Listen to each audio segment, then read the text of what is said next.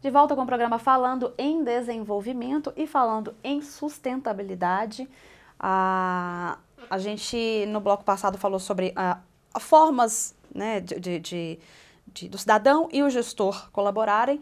E agora, eu gostaria de falar sobre organizações que trabalham sustentabilidade. Queria que você falasse um pouquinho, Vanessa. O Nossa BH, né? O Nossa BH é um movimento em Belo Horizonte, mas ele faz parte de um movimento maior. Sim. Que o prefeito, né, de qualquer cidade do Brasil, por conseguinte, Minas Gerais, pode ter acesso a ele. Como pode fazer isso? Ok. Bem, o Nossa BH é um movimento da sociedade civil, é a sociedade organizada no intuito de incidir nas políticas públicas. Então, apoiar, propor, debater, acompanhar as políticas públicas para o município. O movimento, ele integra a Rede Brasileira de Cidades Justas, Democráticas e Sustentáveis, assim como o Nossa São Paulo, o Observatório do Recife, o movimento de Teresópolis, temos movimento no Rio, então diversas cidades pelo Brasil. E a Rede Brasileira de Cidades Justas, Democráticas e Sustentáveis integra a Rede Latino-Americana.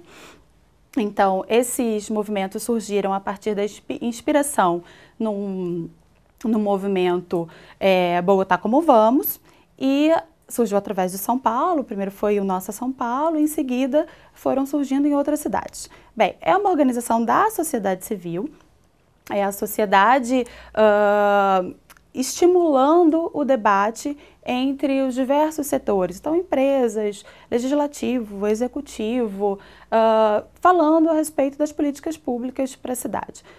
Como que a gente participa do programa Cidades Sustentáveis? O programa Cidades Sustentáveis é uma plataforma proposta pela Rede Brasileira, o Instituto Ethos e a Rede Nossa São Paulo, numa opção de agenda de sustentabilidade para a administração pública. Então, o programa é composto por 12 eixos, né, que aí permeiam todas as áreas da administração pública. Então, o programa trata a sustentabilidade da forma como a gente estava falando aqui, de forma integrada. Então, vai se pensar nesse conceito falando de saúde, falando de mobilidade, falando de governança, falando de educação para a sustentabilidade.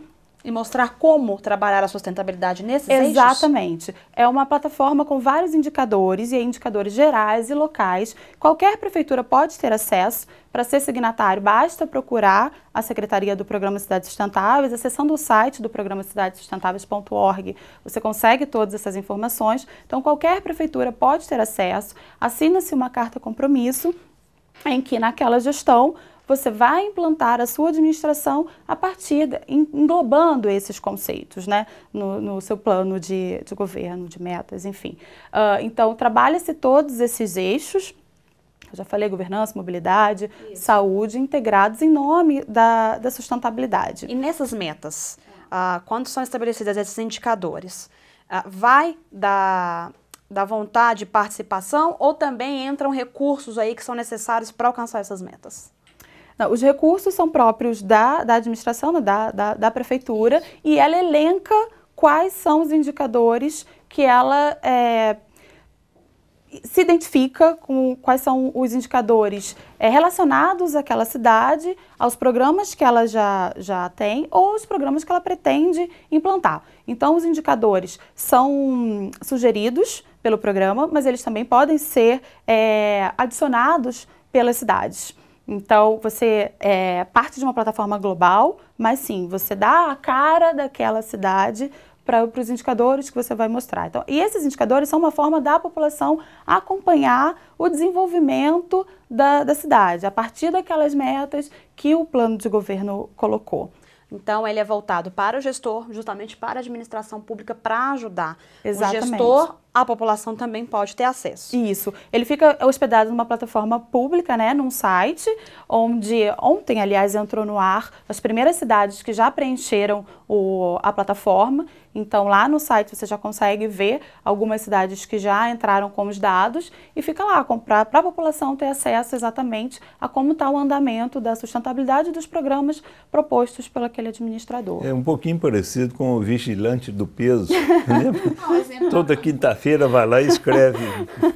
Quantos pontos usou? Que se chegou? Se chegou, se aumentou e tal.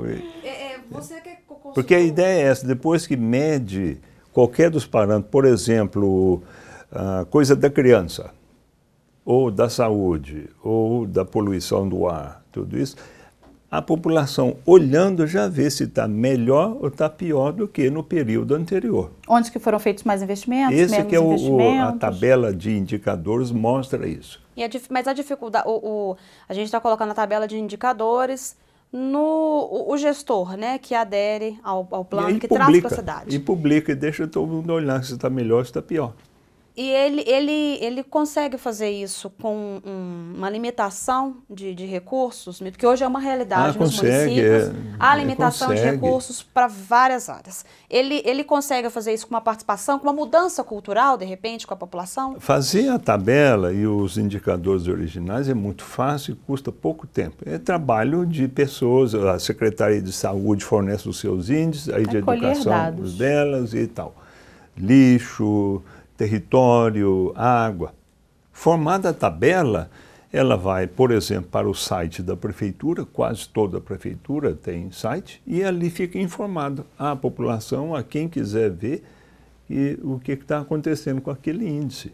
O programa, por exemplo, a plataforma oferece exemplos, boas práticas nacionais e internacionais. Então, assim como os indicadores estão disponíveis lá nessa plataforma online, esses exemplos também. Então, esses prefeitos também podem se inspirar em outras boas práticas, em outras cidades que já aplicaram essas boas práticas e trazer para dentro do seu município, da sua administração. Nós temos como falar que uma cidade é mais ou menos sustentável, porque, por exemplo, a MM tem anualmente, ela faz, junto com a União Brasileira para a Qualidade, a premiação de cidades que apresentaram projetos de boa gestão, né? Boas práticas. Eles têm.